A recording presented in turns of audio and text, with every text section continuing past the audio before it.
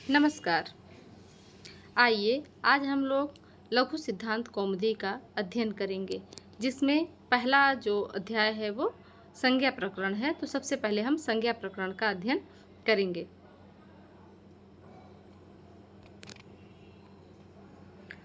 देखिए, सबसे पहले मंगलाचरण दिया हुआ है। मंगलाचरण आपने पढ़ा होगा, 3 प्रकार के होते हैं। सबसे पहले नमस्कारात्मक, दूसरा है आशीर्वादात्मक और तीसरा होता है वस्तु निर्देशात्मक। नमस्कारात्मक जिसमें हम अपने इष्ट को प्रणाम करते हैं, आशीर्वादात्मक जिसमें हम ईश्वर से, अपने इष्ट से मंगल की कामना करते हैं, आशीर्वचन प्राप्त करने की कामना करते हैं, और वस्तु निर्देशात्मक होता है जिसमें हम वस्तु को हम निर्देशित करते हैं। जो विषय वस्तु है उसको उद्देश्य बना करके मंगलाचरण करते हैं। तो चलिए इसमें देखते हैं कौन सा मंगलाचरण है। नत्वां सरस्वतीं देवीं शुद्धां गूढ्यां करोम्यहं पाणिनीय प्रवेशाय लघु सिद्धांत कौमुदीं। नत्वा अर्थात नमस्कार करके। तो यहाँ पर कौन सा हो गया? नमस्कारात्मक मंगलाचरण। नत्वा सरस्वतीं देवीं, किसको नमस्कार करने की बात कर रहे हैं? सरस्वतीं देवीं को, देवी सरस्वती को नमस्कार करके। वो कैसी देवी हैं? शुद्धाम, शुद्ध स्वरूप वाली, गुण्याम, प्रशस्त गुणों से युक्त, करोम्यहम, करोमि अहम, मैं, करोमि अर्थात करता हूँ, ऐसे जो शुद्ध स्वरूप वाली हैं, प्रशस्त गुणों से युक्त देवी सरस्वती हैं, उनको मैं नमस्कार करता हूँ। पाणिनीय प्रवेशाय, पाणिनि के ग्रंथ में प्रवेश करने के लिए, लघु सिद्धांत कौमुदीम, सबसे पहले मैं क्या करता हूँ? पाणिनि का जो अष्टाध्यायी है उसमें प्रवेश करने के लिए मैं सबसे पहले लघु सिद्धांत कौमुदी को पढ़ना चाहता हूँ, उसमें प्रवेश करना चाहता हूँ, उसको सीखना चाहता हूँ। तो नत्वा अर्थात त्वा प्रत्यय कर के अर्थ में, तो नत्वा अर्थात नमस्कार करके किसको? सरस्वतीं देवीं, कैसी सरस्वती देवी हैं? शुद्धाम गूढ़्याम, शुद्ध अर्थात सद्वृत्ति वाली जो देवी सरस्वती हैं, जो प्रशस्त गुणों से युक्त हैं, ऐसी सरस्वती देवी को मैं नमस्कार करता हूँ। और पाणिनि के ग्रंथ में अष्टाध्यायी में प्रवेश करने के लिए, जब कोई बड़ा ग्रंथ हम पढ़ना चाहते हैं तो सबसे पहले क्या करते हैं? उसका जो सरलतम रूप होता है उसमें उसको हम उसका अध्ययन करते हैं, ताकि हम कठिन ग्रंथों का अध्ययन आसानी से कर सकें।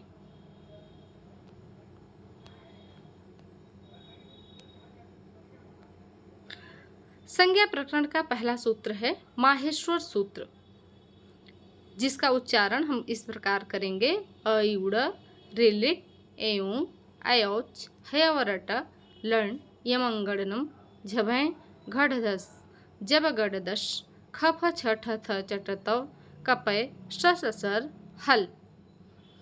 ध्यान रखिएगा कि अंतिम वर्ण जो उसका है वो हलंत्य है। तो हलंत्य है इसलिए हमको उस पर बहुत अधिक जोर नहीं देना है। जैसे अ ई ऊ ड नहीं होगा, अयुण, रिलिक, रिलिक नहीं होगा, रिलरिक। इस तरह से आपको उच्चारण करके इसको पढ़ना है और याद भी करना है। तो ये 14 प्रकार के माहेश्वर सूत्र हैं, जो ऐसा माना जाता है कि भगवान शिव के डमरू से निकले हुए हैं। आइए, ये कह रहे हैं इति माहेश्वर सूत्राणि, ये कौन किसे माहेश्वर सूत्र हैं? एषाम अंत्याम इतः, इसमें जो अंतिम वर्ण है ण, क, ङ, च, ट, ये सभी क्या है? हलंत हैं, इसीलिए इत संज्ञक हैं।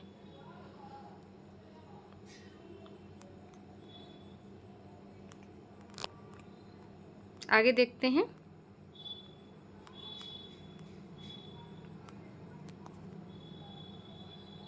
देखिए यहाँ पर दिया है अयुण आदि, ये 14 सूत्र महेश्वर की कृपा से पाणिनि जी को प्राप्त हुए हैं। इनसे ही अण आदि प्रत्याहारों की सिद्धि होती है।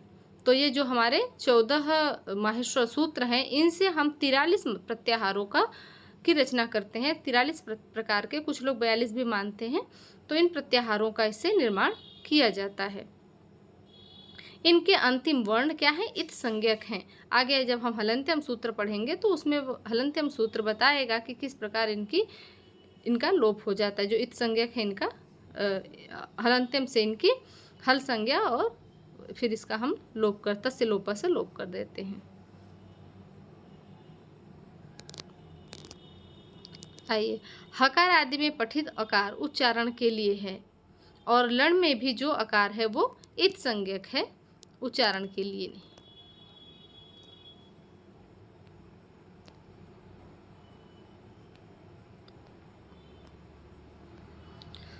चलिए, माहेश्वर सूत्र के बाद हम पहला सूत्र पढ़ेंगे हलन्त्यम। उपदेशे अंत्यम हलि स्यात्। उपदेश अवस्था में जो अंतिम हल है वह इत संज्ञक होता है। ठीक है, जो हलन्त्यम जैसे अ ई ऊड़, तो अ ई ऊड़, तो अ ई ऊड़ में जो ण है वो उसमें हलंत होता है, तो वह केवल अंतिम अक्षर वर्ण जरूर है लेकिन हम उसको गिनती नहीं करते हैं, हलन्त्यम से उसकी इत संज्ञा हो जाती है। तो कह रहे हैं कि उपदेश के अवस्था में जो अंतिम हल है उसकी इत संज्ञा हो जाए। उपदेश की अवस्था में उपदेश क्या है? तो जो पाणिनि है, तीन हमारे जो मुनित्रय हैं, पाणिनि, कात्यायन और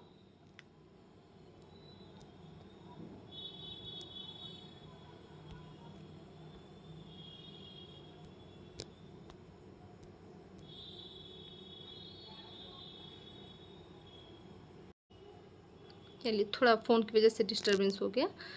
तो हमारे जो मुनित्रय हैं, पाणिनि, पतंजलि और कात्यायन, इन मुनित्रय के प्रथम उच्चारण को हम उपदेश कहते हैं।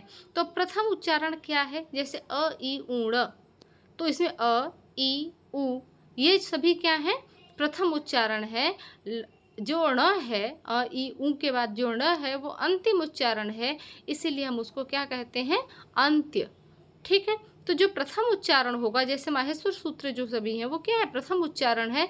यह मुनित्रय में पाणिनि के द्वारा उच्चरित है, तो इसीलिए इसको हम क्या कहेंगे?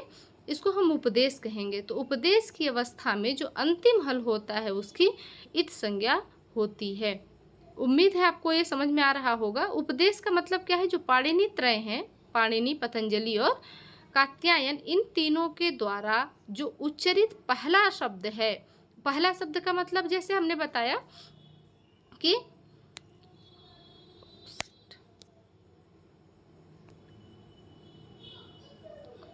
जैसे अ, ई, उ और ण। ठीक है, यहाँ पर आपको दिख रहा होगा। तो अ ई ऊण में जो अ ई उ है वो प्रथम के हो गए और ण जो है वो क्या है? अंतिम है। तो ण की तो इत संज्ञा हो जाएगी, अ ई उ उसके प्रथम उच्चारण कहलाएंगे। इसीलिए ये जो प्रथम उच्चारण है वो क्या कहलाएंगे? उपदेश कहलाएंगे। और अंतिम वर्ण क्या हो जाएगा? अंत्य वर्ण हो जाएगा। तो अंत्य वर्ण हमेशा इत संज्ञक होता है।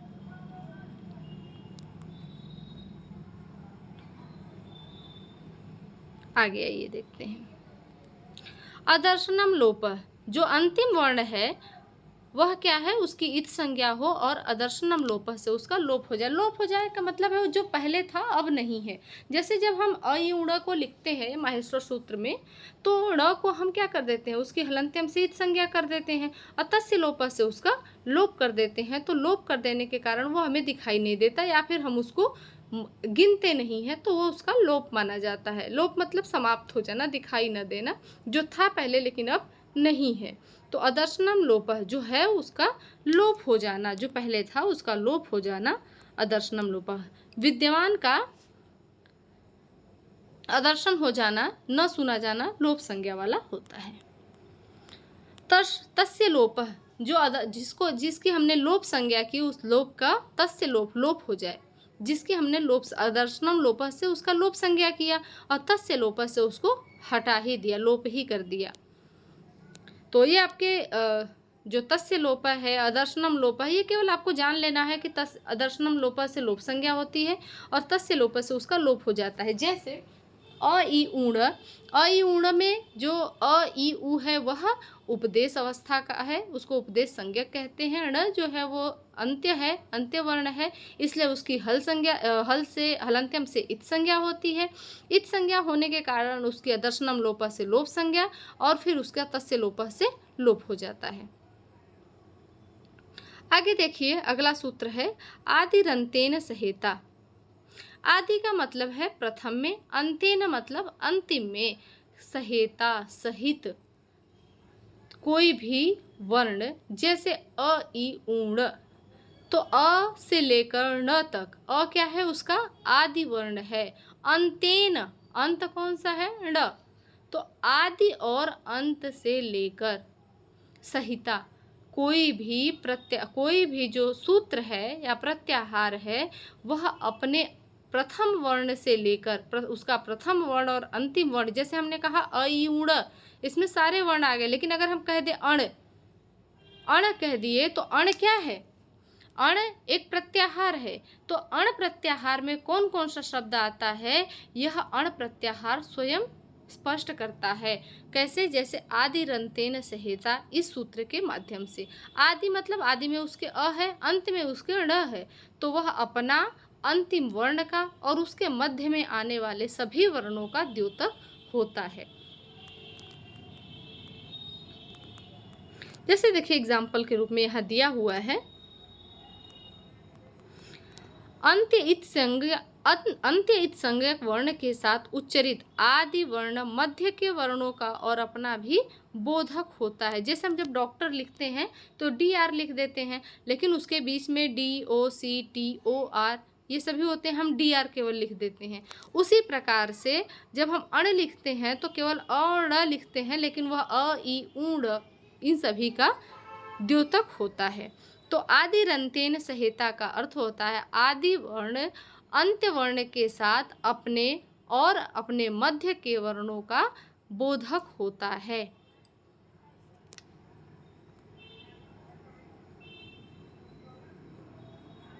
ये प्रत्याहार के लिए कह रहे हैं, कुछ लोग 42 और कुछ लोग 43 प्रत्याहारों का। जैसे देखिए यहाँ पर अण है तो अण अ ई ऊ, अण, अण हमने कहा था कि इत संज्ञक है इसलिए उसकी लोप संज्ञा हो जाती, तो रहता नहीं है, चूंकि उस उच्चारण के लिए वो रहता है, इसीलिए हम उसको अण तो पढ़ते हैं, लेकिन हम उसको अपने जब सूत्रों का हम प्रयोग करते हैं तो उसमें हम इसको नहीं लेते हैं। जैसे अण में अ ई उ, अक में अ ई उ रि ली, इक में अ ई उ रि ली, उक में उ रि ली, इस प्रकार से हम प्रत्याहारों को बनाते हैं।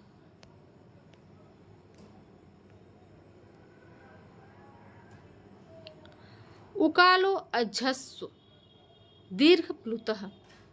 उकाल, उ का उच्चारण कैसे होता है, कैसे हम उसको स्पष्ट करेंगे कि कौन सा ह्रस्व है, कौन सा दीर्घ है और कौन सा प्लुत है। तो उच्च ऊश्च ऊश्च, इस तरह से हम उच्चारण करके जो अच का समय लगता है, उच्चारण का जो क्षण लगता है, उसके आधार पर जो मात्रा उच्चारण में जो मात्रा लगती है उसके आधार पर हम ह्रस्व दीर्घ और प्लुत का निर्धारण करते हैं। जैसे ऊश्च, यह क्या है, इसमें एक मात्रा का प्रयोग होता है। ऊश्च, इसमें हम द्विमात्रा का प्रयोग करते हैं। और ऊश्च, यह 3 मात्रा या 3 से अधिक मात्रा के प्रयोग वाले प्लुत संज्ञक कहलाते हैं। इस प्रकार से उदात्त वह कितने प्रकार का होता है, 3 प्रकार का होता है, ह्रस्व, दीर्घ और प्लुत। इसका प्रयोग मुख्य रूप से जो उदात्त, अनुदात्त और स्वरित यह वेद में प्रयोग किए जाते हैं उसमें यह इसका प्रयोग, और हम लोग क्या करते हैं ज़्यादातर उ और ऊ का प्रयोग ज़्यादातर करते हैं, जो एक मात्रा और द्विमात्रा वाले होते हैं।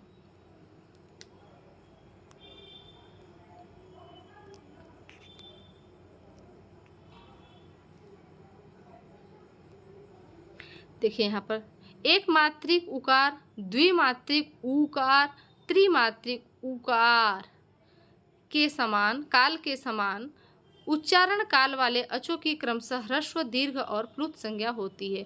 जो छोटा उकार है उसमें एक मात्रा का प्रयोग लगता है प्रयोग होता है इसलिए वह एक मात्रिक है, इसलिए वह ह्रस्व है। द्विमात्रिक जो बड़ा ऊ का प्रयोग हम करते हैं उसमें दो मात्रा का प्रयोग होता है, द्विमात्रिक है, इसलिए उसको हम दीर्घ कहते हैं। और ऊकार उसमें हम तीन मात्रा का प्रयोग करते हैं, इसलिए वह प्लुत संज्ञक कहलाता है।